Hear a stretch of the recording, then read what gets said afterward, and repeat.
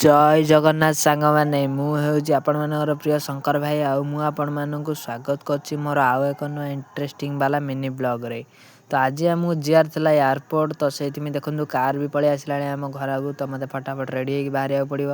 ତାପରେ ମୁଁ କିଛି ସମୟ ରେଡ଼ି ହେଇଯାଇଥିଲି। ଦେଖନ୍ତୁ ସମସ୍ତେ ଆମେ ବସି ପଡ଼ିଲୁ, ଭାଇନା, ଦୀପାନାନୀ, ମୁଁ, ଜେଜ, ଭୋଳୁ, ଚକି, ବଡ଼ବୋଉ, ଆମେ ସମସ୍ତେ ଯାଇଥିଲୁ। ଜାବୁରି ବି ଯାଇଥିଲା। ତାପରେ ଆମେ ଆମ ଗାଁକୁ ବିଦାୟ ଦେଇ ବାହାରି ପଡ଼ିଲୁ ଯିବା ପାଇଁ ଏୟାରପୋର୍ଟକୁ।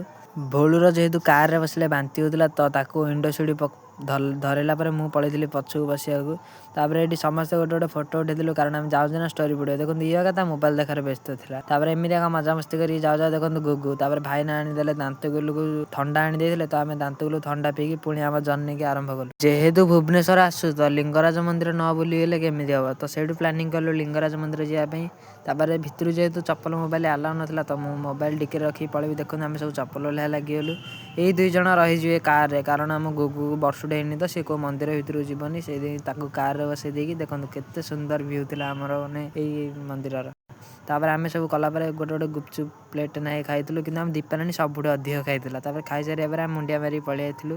ତାପରେ ଦେଖନ୍ତୁ ମୁଁ ମୋ ବ୍ଲଗ୍ ଏଇଠୁ ଆରମ୍ଭ କଲି ଆଉଥରେ ପୁଣି ଥରେ। ଆମେ ସେଇଠି ଆଉ କୌଣସି ସ୍ଥାନରେ ନ ରହିଲା ପରେ, ତାପରେ ମୁଁ ଯେହେତୁ ପଛରେ ବଇଥିଲି ନା, ତ ଯିଏ ବି ଗାଡ଼ି ଆସିଥିଲା ତାକୁ ମୁଁ ହାଏ ହେଲୋ କରିବା ଲାଗି ପଡ଼ିଥିଲି। ବହୁତ ମଜାମସ୍ତିରେ ଆମେ ବାହାରି ପଡ଼ିଲୁ ଭୁବନେଶ୍ୱର ଲିଙ୍ଗରାଜ ମନ୍ଦିରରୁ। ଆମେ ଭୁବନେଶ୍ୱରର ଆଉ କେଉଁ ଜାଗା ବୁଲିଲୁ ଜାଣିବା ପାଇଁ କାହ୍ନା ଲାଇଭ୍ ପଏଣ୍ଟକୁ ସବସ୍କ୍ରାଇବ୍ କରିଦିଅନ୍ତୁ। ତ ଆଉ ଥରେ ପୁଣି ପାର୍ଟ 2 ଆସିବ, ତ ଦେଖିନେବେ। ତ ରହିଲି, ଜୟ ଜଗନ୍ନାଥ। ପୁଣି ଭେଟ ହେବା ପାର୍ଟ 2ରେ।